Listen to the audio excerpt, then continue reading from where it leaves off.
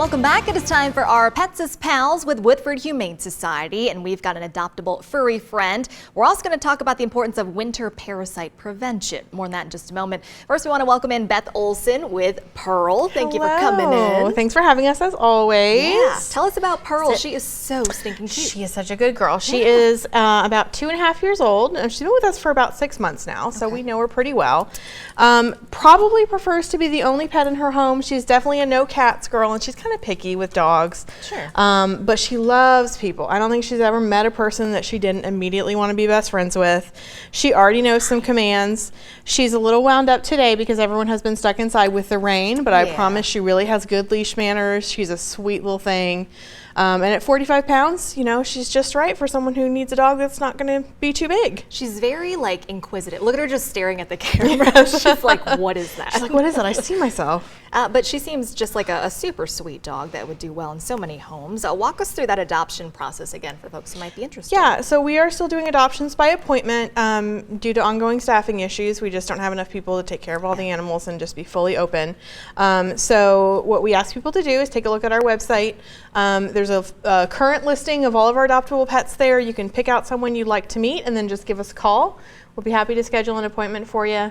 And you know, you're not obligated to take them home if it's not a good fit, but we absolutely want to give you a chance to spend some time with them and see if they're the right one for you. I think everyone's gonna love Pearl. She is so cute. While we've got you here too, Beth, we want to talk about something I think hopefully all dog owners are aware of. Yes. And we're of course mentioning flea and tick prevention this time of year. Yeah, so flea and tick prevention is basically an important part of responsible preventive care. As if you have a pet that goes outside. Yeah. It doesn't have to be a dog that lives outside, you know, going for walks. That's where you encounter fleas and ticks specifically is what we're talking about today.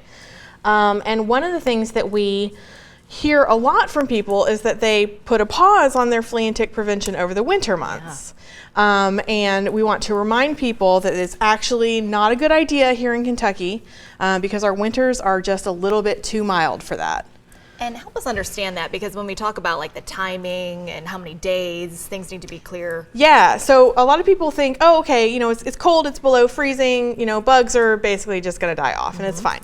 But the reality is that parasites are evolved to be particularly tough. So it's not easy to kill them off, even when we have a cold snap like the one we did over the holidays. Fleas require a full 5 days below freezing with no temperatures above freezing for the adult population to be killed off, and we didn't get that. Wow. So, you know, we have not had that stretch this year, and many winters at this point we don't have 5 consecutive days where it never gets above freezing. Ticks are even tougher. They actually never die off in the winter. If it's above, you can't. They are hard to kill. If it is above 40 degrees, they basically just come out of hibernation and are back up and active and feeding. So.